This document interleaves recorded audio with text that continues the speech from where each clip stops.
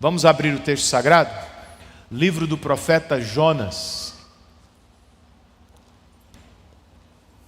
Ou você vai no sumário e encontra a página, ou abre no fim do Antigo Testamento, em Malaquias, e pega voltando para Jonas. E ao encontrar o livro do profeta Jonas, vá ao capítulo de número 2, é onde estaremos nesta noite. Jonas, capítulo de número 2.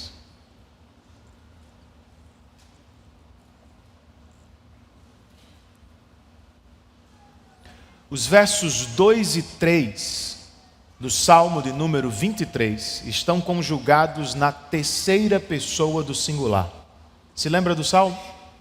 O salmista escreve: Ele me faz deitar em pastos verdejantes.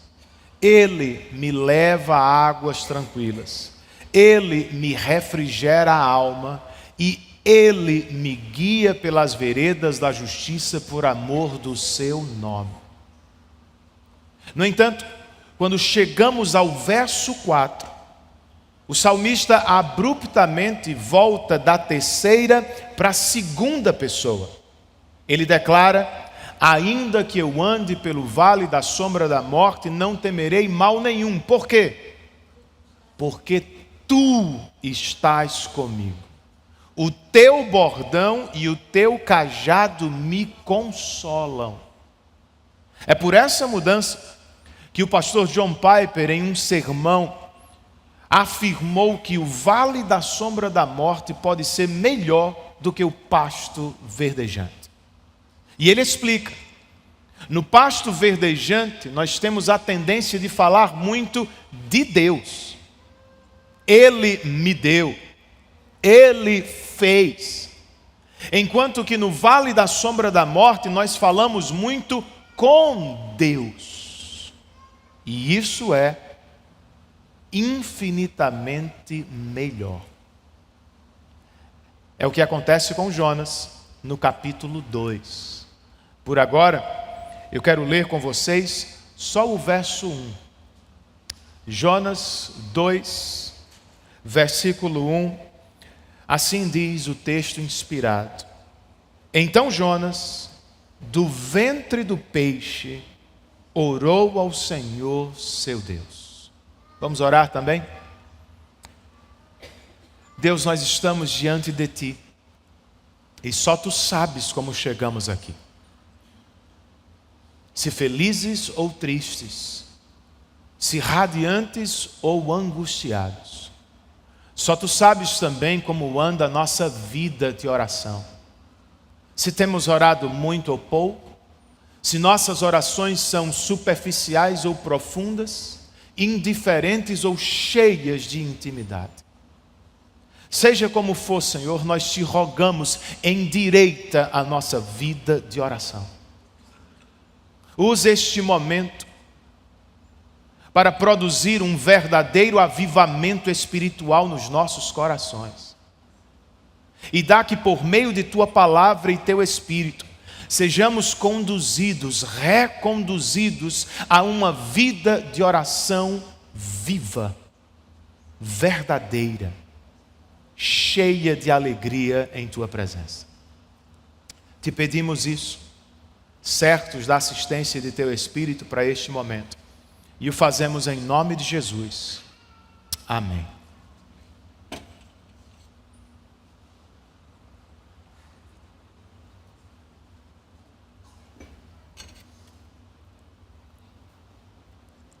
Quando Deus ordenou que Jonas fosse a Nínive pregar contra ela, Jonas não orou por coragem ou fidelidade.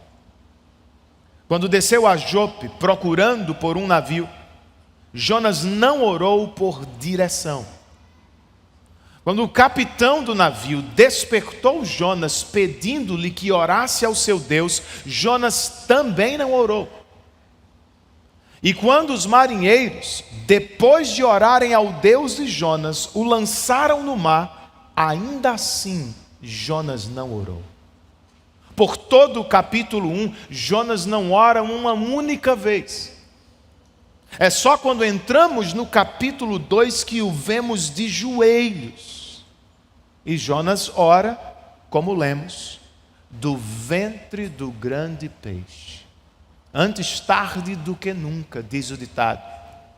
E o mesmo vale para mim e para você. Se por um tempo não oramos, seja por desobediência ou frieza espiritual, e agora nos achamos no ventre de um grande peixe, seja ele qual for, que não percamos a oportunidade. Esta é a voz do Espírito, para mim e para você neste texto. Esteja onde estiver, ore ao Senhor seu Deus. Pastor, mas por que eu deveria orar se me acho no fundo do poço?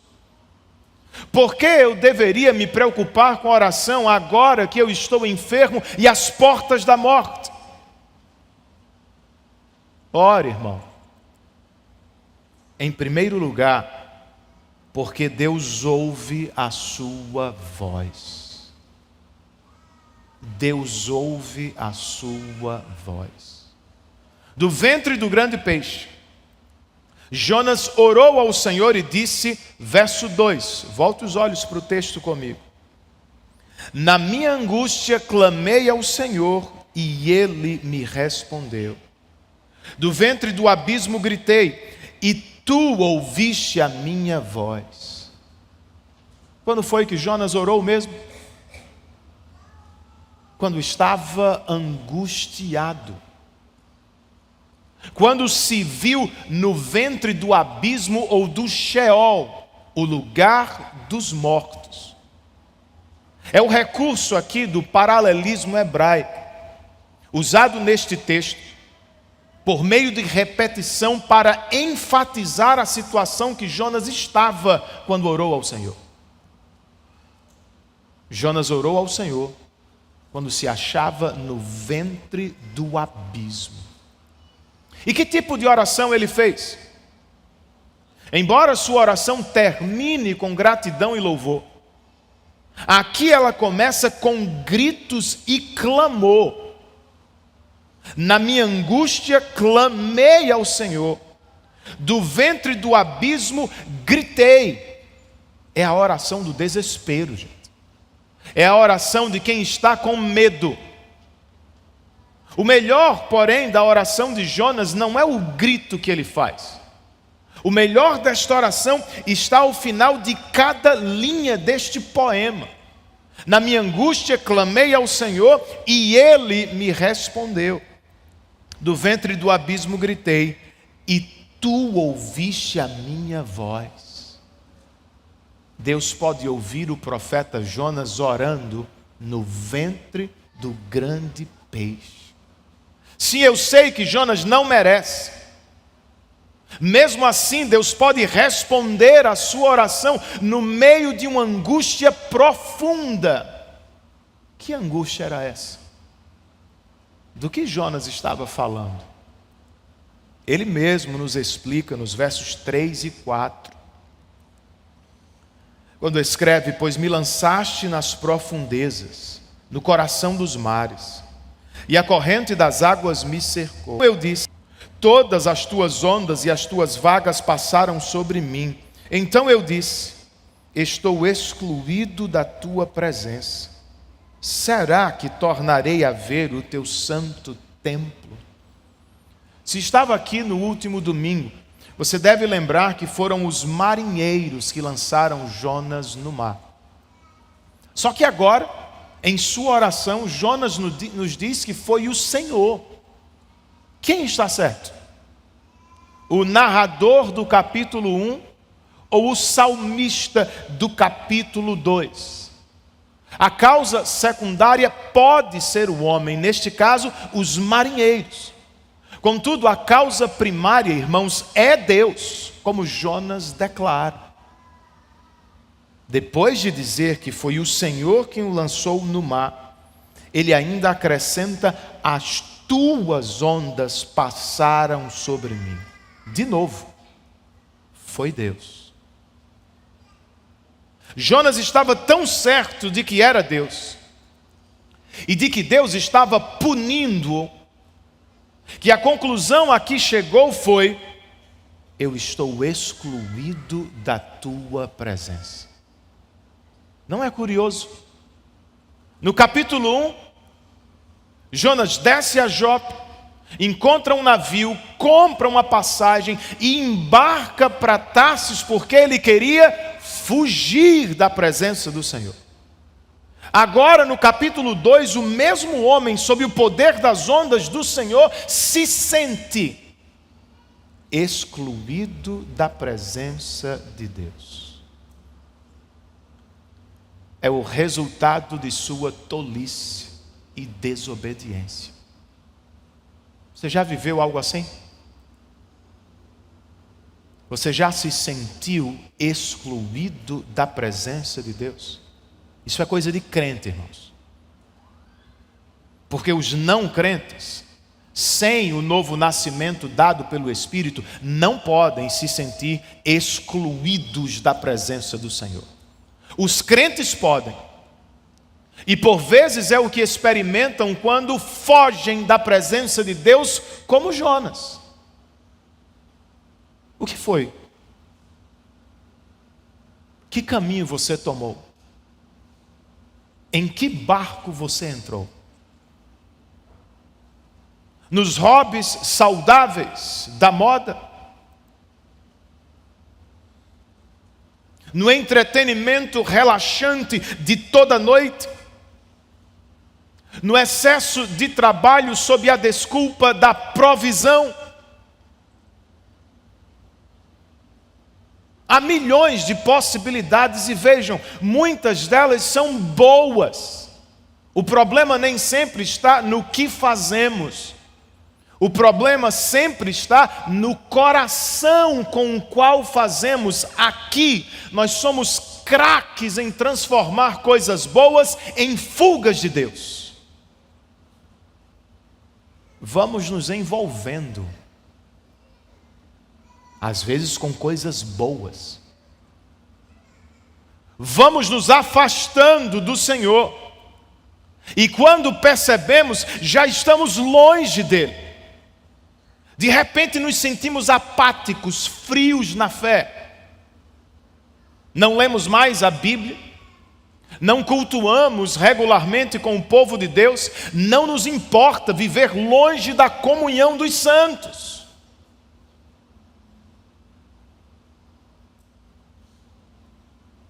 Se é o seu caso, hoje é noite de orar ao Senhor em arrependimento. Diga-me, você tem que ser forçado a orar como Jonas? Jonas não orou de novo quando a palavra do Senhor lhe veio. Jonas não orou quando desceu a Jope procurando por um navio. Jonas não orou quando o capitão do navio lhe pediu que orasse. Jonas só orou quando se viu no ventre de um grande peixe. Será que é o que estamos vivendo também, gente? O reformador Lutero só orou quando se encontrou debaixo de uma terrível tempestade. E o pastor John Newton, autor de Amazing Grace, só orou quando pensou que morreria em alto mar. Muitos crentes, de modo semelhante, só oram quando estão no ventre de uma terrível situação. Se é o que está vivendo, o que você precisa ter em mente nesta noite é: trata-se de uma bênção disfarçada de tribulação. Pois por meio dela, Deus está nos colocando de joelhos outra vez em sua presença. Então oremos, irmãos. Ainda que seja em gritos, ainda que seja com clamor. A oração de Jonas não foi polida, não foi tranquila, vocês viram. O profeta gritou ao Senhor, o profeta clamou ao Senhor. Agar fez o mesmo no deserto, quando chorava pela vida de seu filho. Os hebreus fizeram o mesmo no Egito, quando se achavam sob terrível escravidão.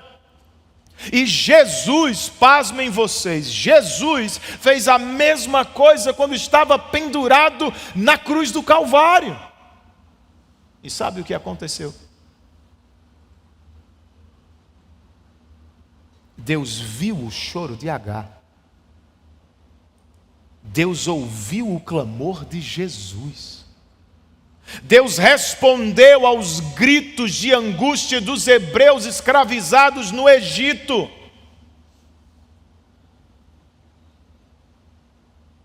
Deus pode, mãe. Deus aguenta ouvir o seu desabafo. Chefe de família, Deus pode. Deus aguenta ouvir o seu lamento.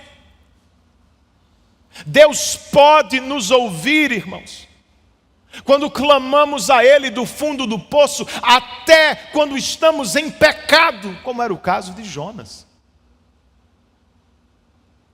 Então faça o teste. Volte a orar esta noite. Se for necessário, grite ao Senhor. Clame por Ele. Ele vai te responder. Onde você está, seja qual for a situação. Ore ao seu Deus, é a mensagem deste texto. Primeiro, porque Ele ouve a sua voz. Ore ao seu Deus, em segundo lugar, porque Deus faz o impossível. No ventre do grande peixe, o profeta continuou, verso 5.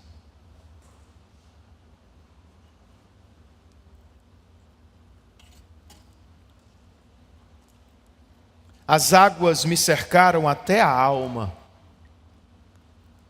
o abismo me rodeou, e as algas se enrolaram na minha cabeça. Você consegue imaginar isso?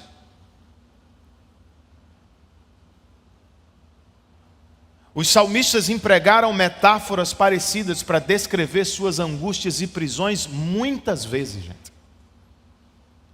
Só tem um detalhe. Neste caso, não é nenhuma metáfora. É a dura realidade que enfrenta Jonas no coração do mar. As águas o cercaram literalmente. O abismo ou a morte o rodeou literalmente. As algas se enrolaram na sua cabeça literalmente. Deve ter sido algo terrível. Jonas se via aprisionado, sufocado. E ele sentia que a morte se aproximava rapidamente. E não para por aí. No verso 6, ele ainda nos diz: desci até os fundamentos dos montes. Desci até a terra cujos ferrolhos se fecharam atrás de mim para sempre. No capítulo 1, Jonas desceu a Jope, ao porão e ao mar. No capítulo 2, a direção não muda, só piora. Jonas desce, segundo lemos, ao fim do mundo, o fundamento dos montes. E ele desce ao fim da vida, a terra cujos ferrolhos se fecham para sempre. Eis a direção do pecado, irmãos. É para baixo. Mas aqui também vemos a boa notícia do texto. Quando Jonas não podia mais descer. Quando Jonas bateu no fundo do poço, o Deus da aliança apareceu. Versos 6, parte B e verso 7. Tu, porém, fizeste a minha vida subir da sepultura, ó Senhor meu Deus. Quando dentro de mim desfalecia a minha alma, eu me lembrei do Senhor e subiu a ti a minha oração no teu santo templo. Tu, porém, fizeste. Deus não só ouviu o profeta no verso 2. Deus fez algo por ele no verso 6. O que Deus fez? Deus o fez subir da sepultura ou da boca da própria morte por meio do grande peixe que o engoliu. E quando entendeu que não tinha morrido, quando se viu vivo no ventre do grande peixe, então Jonas se lembrou do Senhor. Jonas orou ao Senhor lembrando-se do templo, o lugar de encontro entre Deus e seu povo. O lugar onde pecadores eram perdoados por meio de sacrifícios realizados no altar da misericórdia. Você precisa de misericórdia, irmão? Tem certeza que você precisa? O pastor Tim Keller, em O Profeta Pródigo, escreveu o seguinte: costumeiramente dizemos que Jesus é tudo o que temos. Só que nem sempre é verdade. Porque nós temos muitos outros recursos aos quais recorrer. Jesus só é tudo o que temos quando Ele é realmente tudo o que temos. Entende? E para viver esta experiência de suficiência, nós não temos opção, é necessário descer. Jonas desceu a Jope, ao porão, ao mar e ao fim do mundo por causa dos seus próprios pecados. Foi o que aconteceu com você. Você desceu no pecado. Você está hoje no fundo do poço por suas próprias escolhas. Se vê sem esperança, sem saída, não sabe se será salvo desta. Ou será que está no fundo do poço porque algo pesado da vida foi lançado sobre você? Não tem onde se segurar mais, irmão. Acabaram todas as tuas fichas de segurança, irmão. E agora? E agora que Jesus pode ser tudo para você. Porque de verdade Ele é tudo o que você tem. E Ele é suficiente. Poderoso para nos fazer subir do fundo do poço como fez com Jonas. Então creia, irmão. Ore. E lembre-se do seu Deus. Esteja onde estiver. Jonas se lembrou de Deus quando viu o que Deus estava fazendo por ele. Deus o fez subir da sepultura e então Jonas se lembrou de Deus. Nós precisamos abrir os olhos. Temos que contar as bênçãos de novo. E de todas elas precisamos pensar continuamente na salvação que recebemos, gente. Quando a murmuração bater a sua porta durante a semana, pare e pense por segundos: o que Deus tem feito por mim nestes dias? Compre um caderno, irmã.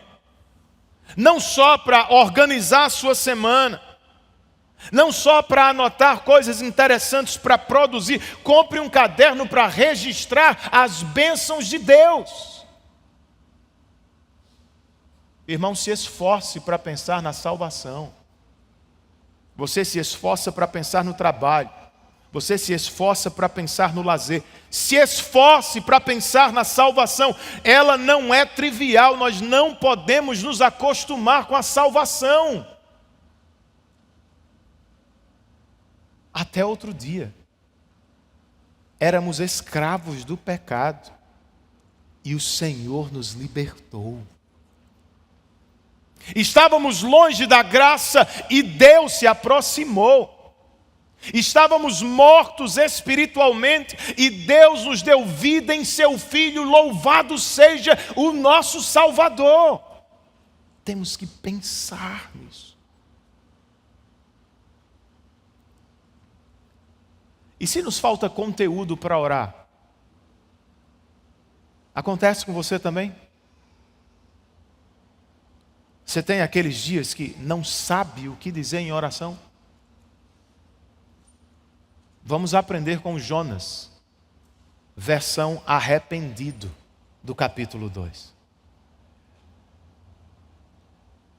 Embora a oração de Jonas não esteja nos Salmos, no livro dos Salmos, ela está repleta de alusões, associações e vocabulário que vem diretamente dos Salmos. Sabe o que significa? O profeta conhecia, o profeta meditava, o profeta memorizava a palavra de Deus. Sem um rolo do saltério consigo, ele conseguiu orar no ventre de um grande peixe. Há bênçãos incontáveis para quem estuda a palavra de Deus, e aqui temos uma. Não nos falta conteúdo para orar. O que você ora quando não sabe o que orar? O que você ora quando acha que sabe o que orar? A Escritura. Você lê e medita nela e pergunta: o que eu aprendi de Deus para louvá-lo? O que Deus está esperando de mim em arrependimento? Qual o caminho Ele está me apontando na piedade? Por isso oramos. Em resposta àquilo que conhecemos de Deus na Escritura. Para orar bem, você precisa meditar bem. Se você meditar, não vai lhe faltar conteúdo na oração. Com que você luta contra o pecado que te assedia? Contra o desespero que quer tomar teu coração? Contra o medo que de repente vem sobre sua alma? Você luta com a espada do Espírito, que segundo Paulo aos Efésios, é a palavra de Deus. Ore ao seu Deus. Onde você está mesmo, Ele pode ouvir. Deus ouve, Deus faz. E para terminar, ore porque Deus salva. Deus ouve, Deus faz, Deus salva pecadores. No verso 8, Jonas nos diz: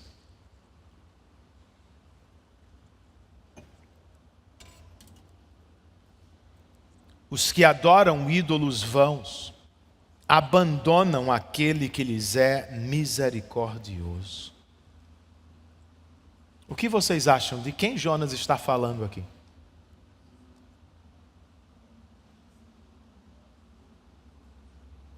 Talvez ele esteja se referindo aos marinheiros que clamaram aos seus deuses no capítulo 1 e não foram atendidos. Ou quem sabe ele está pensando nos israelitas. Essa é a minha sugestão. Nos israelitas que tantas vezes abandonaram a Deus que lhes é misericordioso e que tantas vezes se voltaram para ídolos vãos.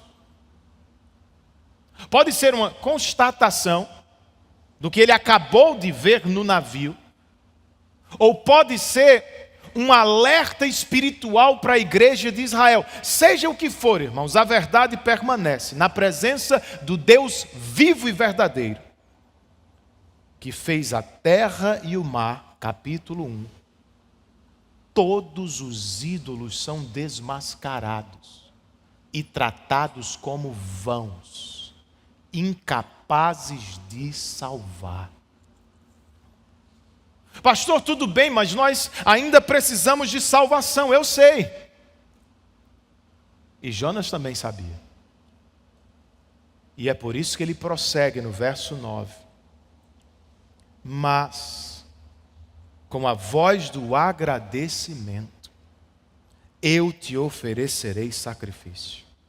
O que prometi cumprirei.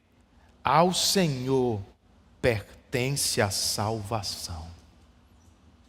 Jonas usa aqui uma conjunção adversativa que nos leva a um contraste, ou talvez a dois contrastes. Primeiro, os que adoram ídolos abandonam aquele que lhes é misericordioso, mas com a voz do agradecimento, eu te oferecerei sacrifício, que prometi, cumprirei.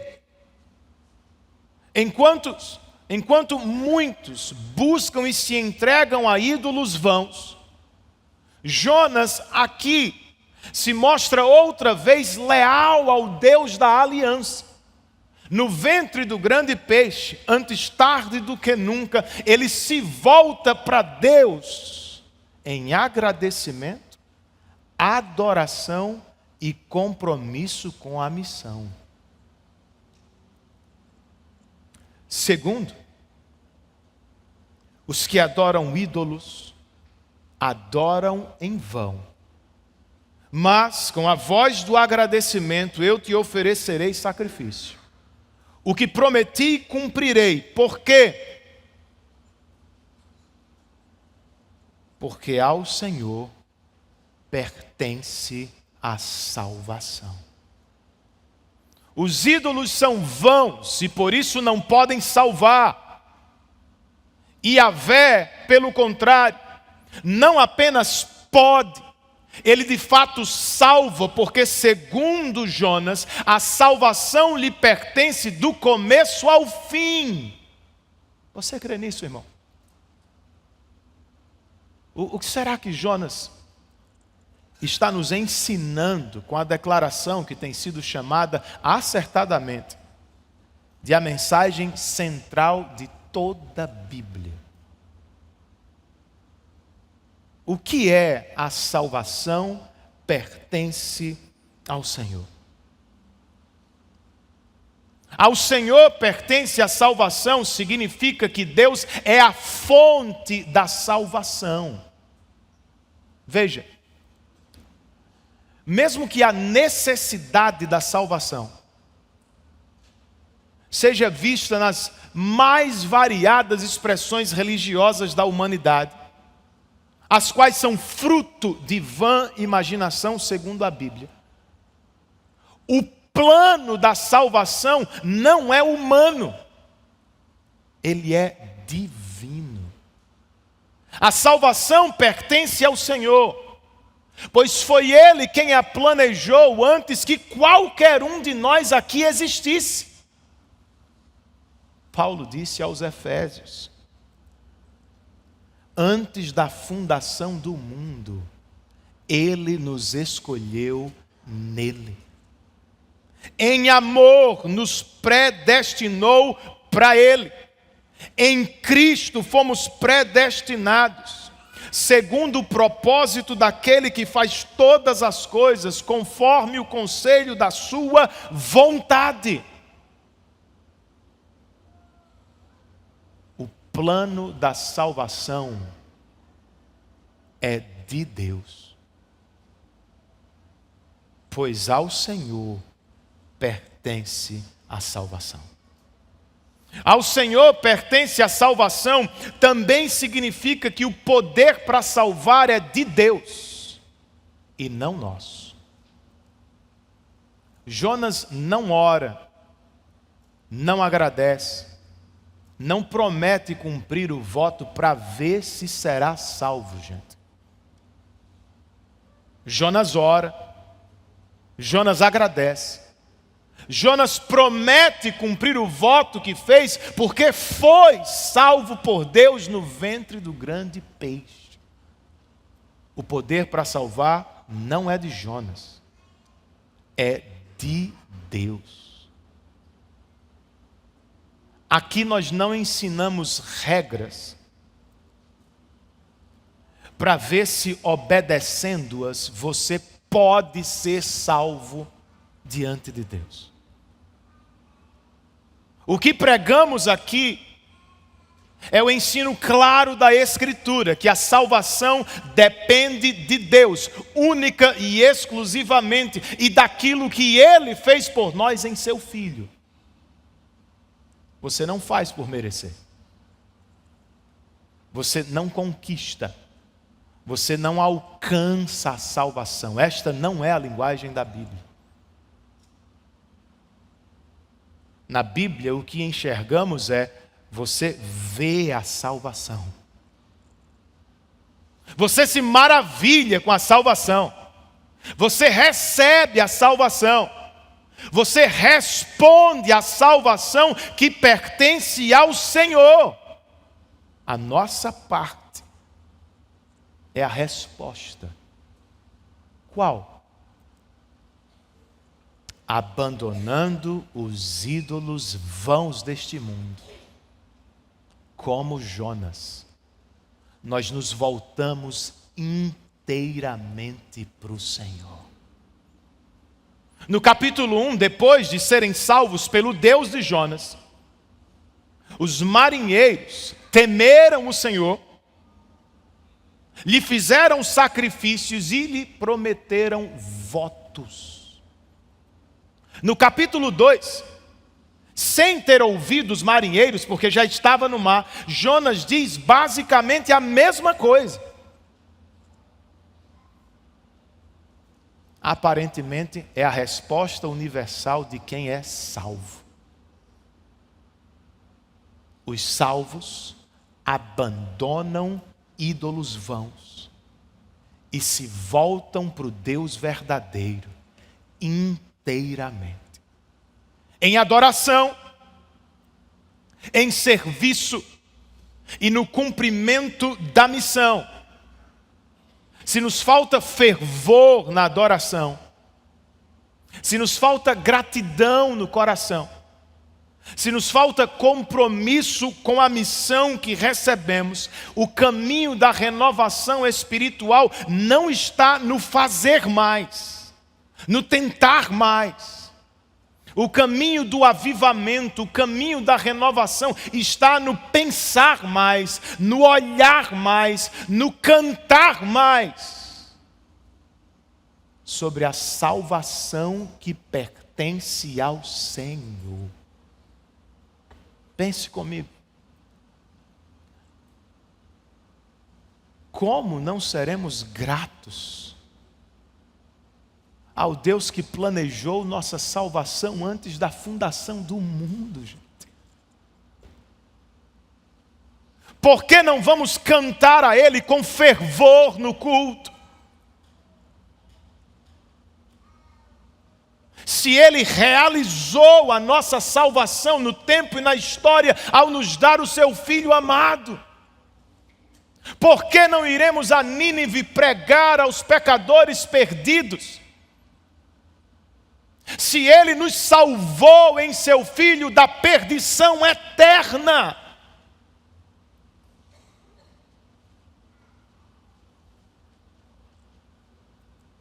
Deus mesmo,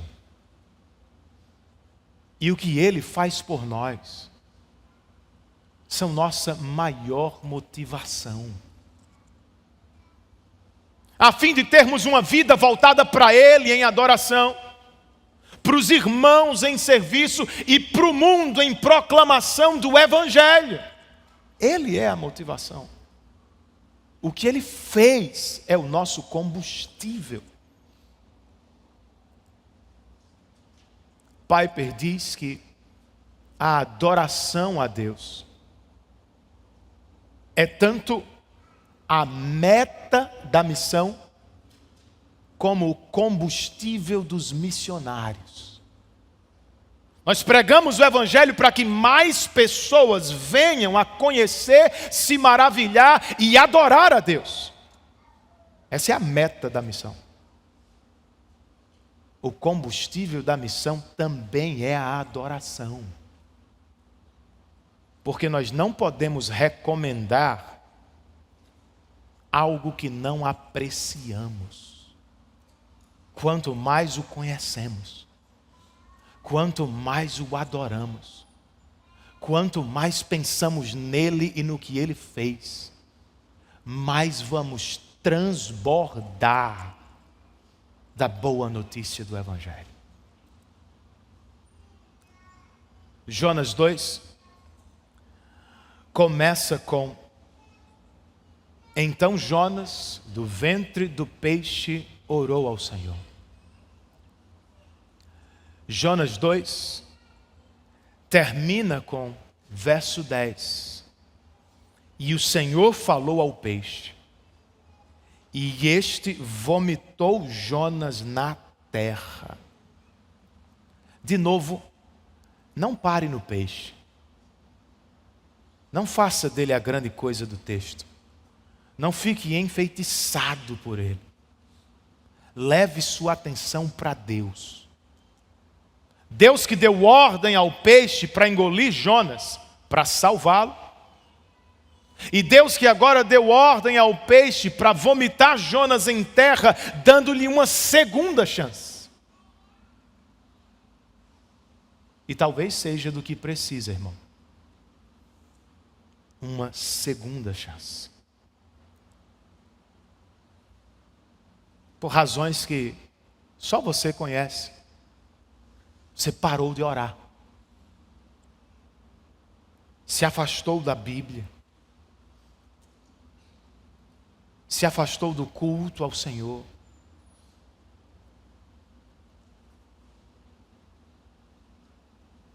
E então surgiu um grande peixe. Uma grande situação. E ela parece que vai acabar com você, engolir você. Calma. Deus não quer matar você por meio desta situação. Deus quer restaurar você. Esteja onde estiver nesta noite. Aproveite a oportunidade, não só reclame da situação. Não só se entristeça com a situação. No meio da situação, dobre os seus joelhos e ore ao Senhor. Arrependa-se de querer fugir dele.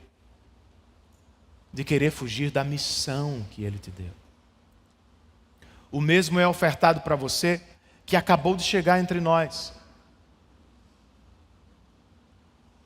Você pode ter se aproximado da nossa igreja porque uma grande situação se apresentou para você. E ela te ameaça. Ela te esmaga. Ela te desafia. Um divórcio. Uma frustração profissional. Uma doença. Uma tristeza que não vai embora. Não faz diferença. Por meio desta situação, veja, Deus te trouxe até aqui.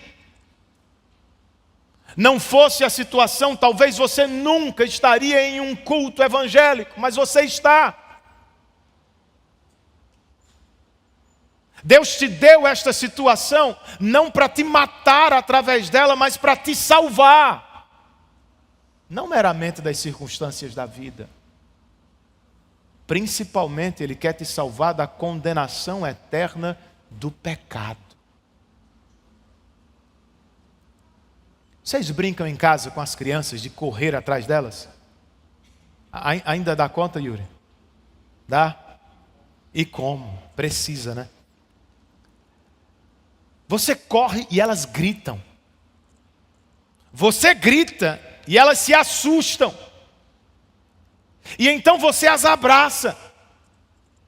Elas ficam felizes e se sentem seguras nos braços da pessoa de quem corriam para se esconder. Não é interessante? É o que você pode viver hoje, amigo.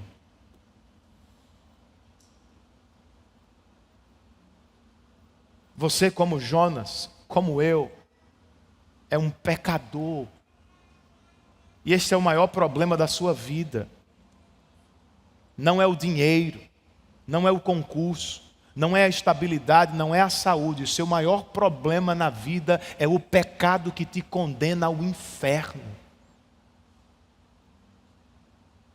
E sozinho não há nada que possa fazer para resolver. As suas melhores tentativas estão manchadas de pecado. Aquelas obras que te enchem de alegria ainda estão misturadas ao pecado, de modo que Deus não as aceita.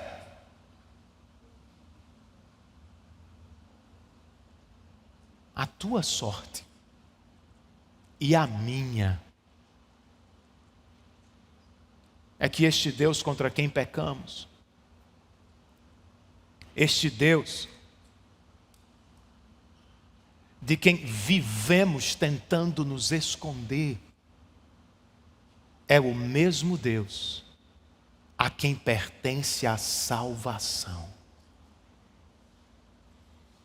Ele nos salva, não por nossos sacrifícios, ofertas ou obras. Ele nos salva por meio do sacrifício perfeito de seu Filho. Jesus nasceu para morrer. E Ele morreu como uma oferta no nosso lugar. Ele assumiu a maldição do pecado que era nossa, e Ele ofertou por nós o que não tínhamos, uma oferta perfeita. Ele foi julgado, eu e vocês fomos poupados. Ele morreu e nós recebemos a vida. A ira de Deus caiu sobre ele e nós escapamos por obra de Jesus Cristo. A nossa parte não é tentar. Você não precisa tentar se salvar. A nossa parte é correr para os braços do Pai, confiando em Cristo Jesus e nos devotando a Ele inteiramente. Adoração, serviço aos irmãos, pregação do Evangelho ao mundo. Queria que você curvasse a sua cabeça, fechasse os seus olhos e tomasse algum tempo para orar em resposta àquilo que você ouviu de Deus. É possível que a vida de oração não ande lá essas coisas. É possível que você ande frio, que esteja distante do Senhor. E se você não consegue enxergar isso, olhe para a vida diária. O lugar da leitura bíblica, o tempo de oração, a regularidade dos cultos, a comunhão dos irmãos. Ore ao Senhor e busque nele nesta noite por um verdadeiro avivamento. Eu e vocês precisamos disso, desesperadamente.